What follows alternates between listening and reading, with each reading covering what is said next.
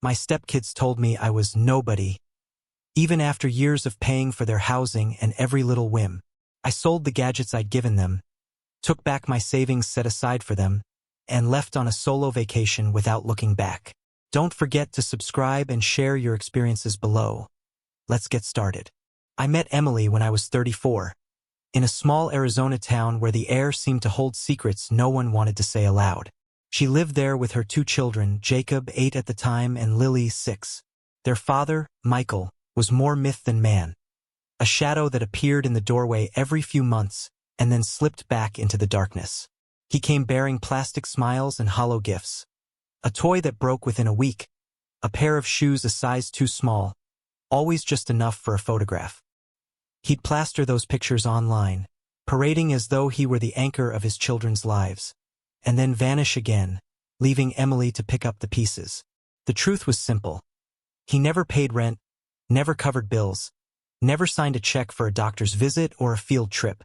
The man's contribution was air and promises, but somehow, in the children's eyes, that counted for something.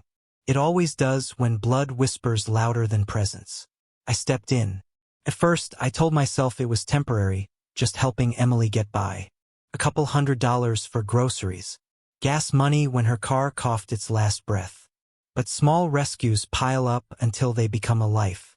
I was soon covering rent in full, paying for the kids' school meals, buying Lily her notebooks and Jacob his cleats. I didn't just fill the gaps Michael left. I filled the whole damn chasm. 2 years later, Emily and I were married. I walked into that ceremony believing I had built something sacred out of someone else's ruins. I wasn't just marrying her. I was taking in her children, carrying them as though they were my own. I swore that day, silently to myself, that they would never feel the hunger, the uncertainty, the disappointment their real father had left them with. And for years I lived by that vow. I drove Jacob to practice, sat through games in blistering sun and cold desert nights, clapping louder than anyone in the bleachers. I helped Lily with her homework, patient through the tears when numbers blurred on the page, proud when she finally understood. I paid for her dance lessons, sat in the audience when she spun across the stage, flowers in my hand every single time. We took vacations, photos by the ocean, laughter over ice cream, nights spent in rented cabins where I thought we were weaving memories they would cherish long after childhood ended. Inside the house, they had everything I never had growing up. Separate rooms decorated the way they wanted. A game area in the basement stocked with consoles and shelves of games. Laptops for schoolwork, tablets for fun, new phones when the old ones broke. When Jacob whispered about wanting a bike, a specific one he had seen in a store window, I saved quietly and surprised him with it on his birthday. The look in his eyes that morning convinced me I was doing everything right. But here's the cruel thing about giving. Children learn to receive without remembering. The gadgets, the trips, the gifts, they weren't signs of love in their eyes. They were the natural order of things. A faucet that turned when twisted, a light that flicked on with a switch. To them, my presence was background noise, as invisible as it was constant. Still, I told myself it didn't matter.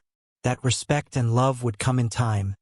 That one day they would look back and recognize what I had been for them.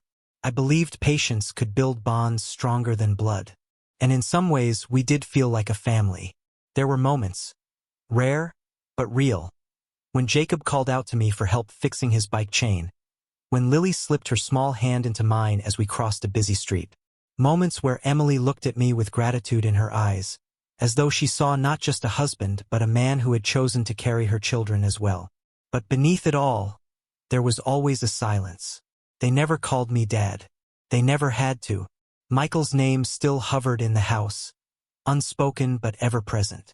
When his ghost appeared again, during Christmas or Lily's birthday, or one of those carefully curated weekends he arranged, the kids' faces lit up in ways I couldn't replicate, no matter how much I gave. They would run to him, hang on his every word, brag to their friends at school about what their real dad had done. I told myself it didn't matter, that love was not a competition, that consistency would win where flash failed. But I would be lying if I said it didn't burn to see the man who abandoned them still hold a corner of their hearts simply because of blood. My role became one of endurance, 12-hour workdays to keep the lights on. Saturdays lost to overtime so the kids could have what they wanted.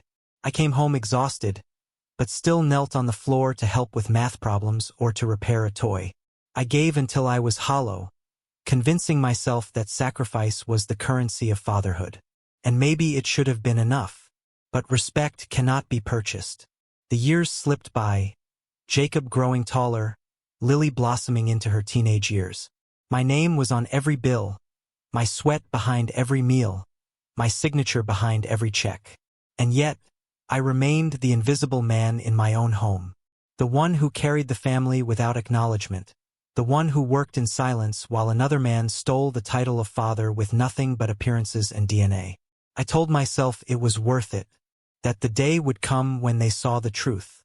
That's how I survived, on the belief that someday, they would call me dad, not out of obligation, but out of recognition.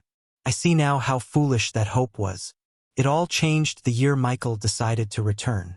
He didn't come crawling back with apologies or responsibility. He came back with a show. A polished car, dinners at restaurants I couldn't justify, weekends filled with amusement parks and gifts I knew he couldn't afford but bought anyway. He had mastered the art of performance, the Disneyland dad routine. No bills, no chores, no midnight ER visits when Lily had asthma, no quiet hours spent helping with algebra. Just the sugar high of entertainment, carefully timed to make me look dull in comparison. And the kids devoured it. At first, it was subtle comments tossed over dinner like stray darts. Our real dad lets us stay up late. Our real dad takes us to better places. They said it with laughter, as though it were harmless, but each word lodged in me like a splinter. Soon the splinters became knives. Jacob refused to ride with me to practice. Lily dismissed the laptop I had bought her as too slow, because Michael had promised her something better. Even the house I paid for, the rooms they lived in, the furniture I chose, suddenly wasn't enough. Michael became their standard, the prism through which they measured me and found me lacking. I tried to ignore it. I told myself kids compare, kids test, kids don't know what they're saying. But children speak truth when they think it costs them nothing. The breaking point came one evening in our living room. I had just finished paying bills. The electricity, the car insurance, Jacob's sports fees, Lily's dance recital outfits.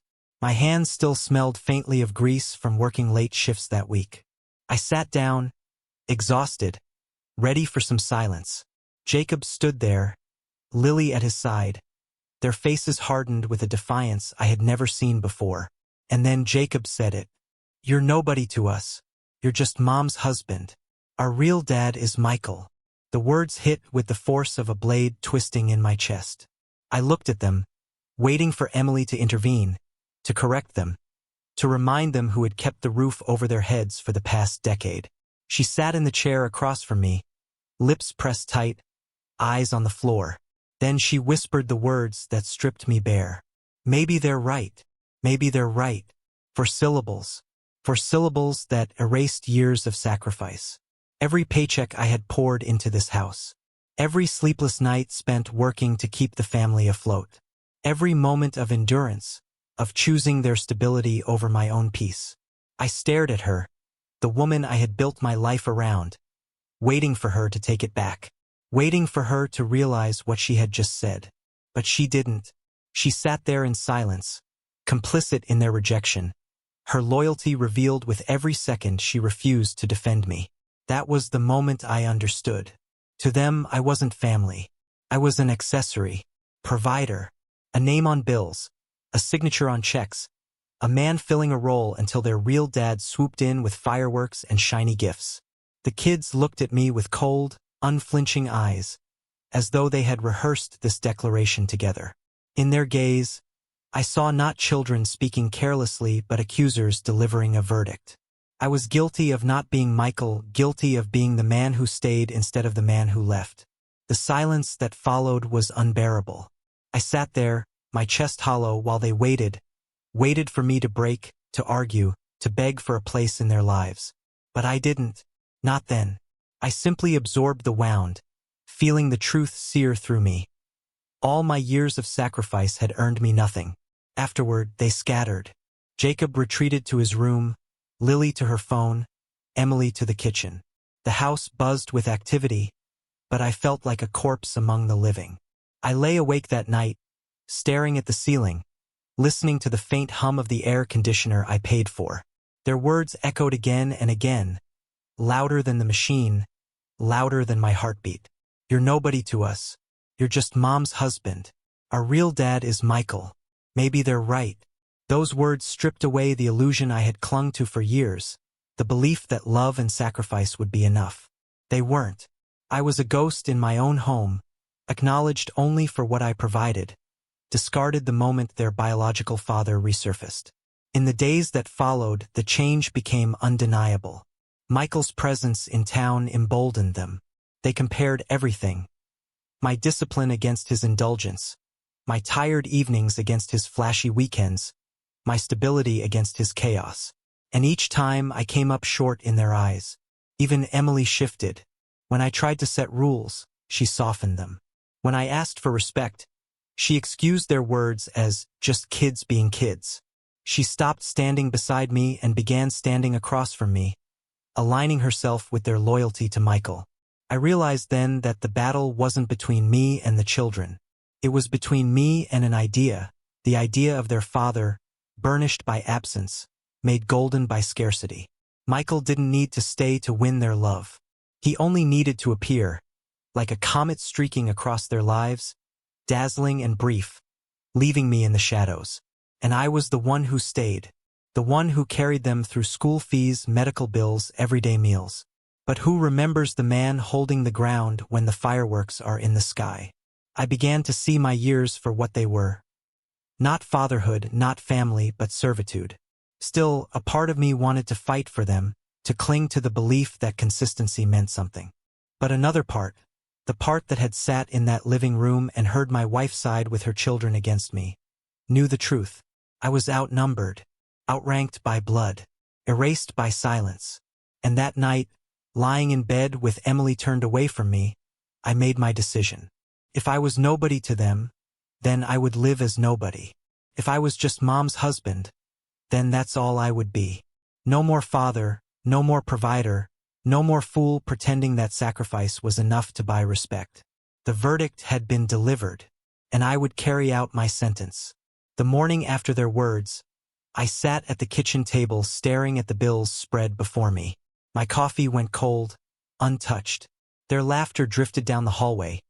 Jacob watching videos on the new phone I had bought him. Lily chatting with friends on the laptop I had paid for. Every sound was a reminder. I was funding my own erasure. And then a thought came to me, simple and merciless. If I am nobody to them, why am I paying for everything? That thought became a seed, and the more I looked at those bills, the faster it grew. By noon, I had made my decision. The first step was the gadgets. Phones, tablets, the game console in the basement. I gathered them all in a box. The house fell quiet as I moved from room to room, stripping away the conveniences they had taken for granted. Jacob burst out of his room, outrage written across his face. "What the hell are you doing?" he demanded. I didn't answer. I carried the box out to the car, drove straight to a resale shop and sold it all. The cash they gave me felt like a ransom I was finally collecting for my own stolen dignity. Next came the accounts. I logged into the bank, staring at the balances I had maintained for years. Savings earmarked for their education. Funds set aside for their hobbies. I transferred it all back into my personal account. Every dollar I had saved for their future, I reclaimed for my own. Then I picked up the phone. I called Jacob's school, told them to remove my name from every contact list. No more emergency calls. No more paperwork signed by me. I called the insurance company and cut them off my health plan. I shut down the debit cards they used to buy clothes, food, trinkets, whatever whim passed through their heads. One by one, I severed the ties until nothing remained. And when it was all done, I sat back in the chair and felt something I hadn't felt in years. Relief. That evening, Emily noticed first. She tried to call Jacob's phone, but it was gone. She asked where Lily's tablet was, and I told her the truth. Sold. She stared at me, confused. Why would you? Because, I interrupted, my voice calm. They said I'm nobody. Nobody doesn't buy them gadgets. Nobody doesn't save for their college. Nobody doesn't pay their bills. Her face went pale, but she didn't argue. Not really. She opened her mouth, closed it, and walked away. That silence told me everything. She had no defense, because she knew I was right. The kid's reaction came faster. Jacob stormed into the kitchen, fists clenched, eyes blazing. "Where's my stuff? Where's my phone?" I met his anger with stillness. "It's gone. You said I'm nobody to you, so buy your own phone. Ask your real dad." Lily's voice cracked with panic. "But my dance lessons, what about the costumes? We already signed up." I turned to her, not unkind but without softness. "Then Michael can pay for them. He's your real dad, isn't he?" The silence that followed was thick with disbelief. They thought it was a bluff, a tantrum, a storm that would pass. They didn't understand yet that this wasn't anger. It was clarity. Cold, unshakable clarity. The next morning, I booked myself a trip to the California coast. I hadn't been on vacation for myself in over a decade. I reserved a small room by the water, somewhere with no reminders of them, no echoes of their ingratitude. For the first time in years, I thought only about me. While I breathed ocean air and listened to the waves, reality began to claw its way into their lives back home. Michael, the man they glorified, the father they had crowned above me, could not cover the costs. He didn't pay for Jacob's sneakers when the old ones tore apart. He didn't sign Lily's recital checks. He didn't keep the fridge full or the rent covered. His role had always been short-term, a burst of excitement followed by absence. And now, with me gone, there was no safety net. Jacob had to get a part-time job just to buy his own clothes. Lily quit dance altogether, her tears staining the same floor where she once mocked me for not being fun. Emily, stripped of the support she had silently relied on, had to move them into a smaller apartment. The game room, the separate bedrooms, the life they had known, gone. It didn't take long for the messages to begin. First from Emily, short and desperate, "Can we talk?" Then from Lily, "I'm sorry. Please come back." Finally Jacob, the same boy who had spat venom in my face, writing words he never imagined he'd type. "We need you." I didn't mean it, but I didn't answer. I let their words sit there, unanswered and heavy, because I finally understood what they never had. Respect is not bought with gifts or secured with money. It must be earned. And they had chosen to give their respect to a man who abandoned them, while using me as a wallet to fund their lives. I had been a provider, nothing more. And now I was free. For weeks I didn't check in. I didn't ask how they were doing. I didn't fold myself back into the prison of unappreciated sacrifice. I walked along the shore, drank wine under the sun, and slept without the weight of other people's needs pressing against my chest. When I returned to Arizona, I didn't return to them. I returned to myself. Emily and the kids had already moved. Their new place was small, worn, nothing like the house I had kept them in. I saw them once at the supermarket. Emily pushing a cart with weary hands, Jacob in a faded hoodie, Lily quiet by her side. They looked older, defeated, shadows of the children who once mocked me with their real dad lines. They saw me too. Emily tried to smile, tried to open her mouth, but no sound came. The kids avoided my eyes. I walked past them without a word, because in that moment, I realized something final. They had made their choice. They had chosen Michael, the father who abandoned them, and I had chosen myself. And for the first time, that choice felt like victory. Freedom didn't come in a single night. It came in pieces, in the quiet mornings when I woke without obligation, in the evenings when I chose where to spend my money, my time, my thoughts. For the first time in years, I wasn't calculating tuition, recital fees, or grocery bills. I wasn't bending my back so that others could stand taller while spitting in my face. At first, the silence was disorienting. I would reach for my phone expecting a message from the school, an email about overdue payments, a voicemail from Emily asking me to cover something Michael hadn't. But nothing came. The lines had been cut. I was no longer the invisible safety net beneath them. And slowly, the silence became sweet. I filled it with myself. I took that vacation money and went further. Coastal drives, hotels where I slept in fresh linen sheets, restaurants where I ordered without looking at prices. For once, I was eating meals for my own pleasure, not stretching dollars to make sure Jacob had brand-name shoes or Lily had costumes she would outgrow in 6 months. I joined a hiking group. I bought myself a new car. I even started dating again. A woman with no children, no baggage, no demands that I fill another man's void. With her, I wasn't a provider first. I was simply a man. We spoke of travel plans, of saving for a trip to Europe, of building something together where the foundation wasn't already cracked. Meanwhile, the echoes of the life I left behind reached me through the small-town grapevine. Jacob, once the boy who sneered that I wasn't his real father, was bagging groceries after school. He wore the same pair of worn sneakers for a year because Michael couldn't, or wouldn't, buy him new ones. Lily, the little girl who once looked at me with disdain when I told her no, had abandoned her beloved dance lessons. There was no money for classes, no costumes, no stage lights. Her real dad hadn't shown up with tickets or payments. His promises, like always, dissolved into air. Emily had taken a smaller apartment across town. No game room, no spacious bedrooms, no shiny gadgets. Just peeling paint and thin walls. The kind of place where every noise from the neighbors reminds you what you've lost. She worked longer hours, her face lined with exhaustion. I heard from mutual acquaintances that she sometimes muttered that things had been easier when I was around. Easier, not better. That was all I had ever been to her, ease. And the children, the ones I had raised, clothed, fed, carried through every year of their lives, were finally facing the reality they had so easily dismissed. The messages never stopped. At first they were angry. "You're ruining our lives." Then they turned pleading. "We need you. Please." And eventually, they became hollow apologies. "We didn't mean it. Come back. We'll be better." I never replied, because I understood now what they never did. Love without respect is servitude. And I had been a servant long enough. I ran into them once in the supermarket. Emily pushing the cart, Jacob slouching beside her, Lily holding a list in her hand. They looked smaller somehow, as though the weight of the world had pressed them down. Emily saw me first.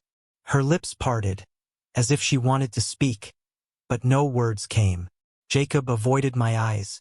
Lily glanced at me, then away, shame burning on her cheeks. I walked past them, not with anger, not with triumph, simply with finality. They had chosen their real dad, and I had chosen myself. Do I regret it? No. Regret belongs to them. I built that family from nothing. I carried it on my shoulders when their biological father couldn't be bothered to show up. I poured years of labor, money, and patience into children who spat in my face the moment he returned. And Emily, the woman who should have defended me, stood silent, complicit, even agreeing with them. They revealed the truth. To them, I was never more than a wallet. And when the wallet closed, they discovered just how empty their real dad really was. Now I live differently. My money goes toward my own future. My time is mine. My heart is given only where it is met with respect, not entitlement. Sometimes at night, I wonder if Jacob or Lily ever sit in their smaller rooms, staring at the ceiling, and remember the life they once had. The vacations, the laughter, the safety net they mocked but relied upon.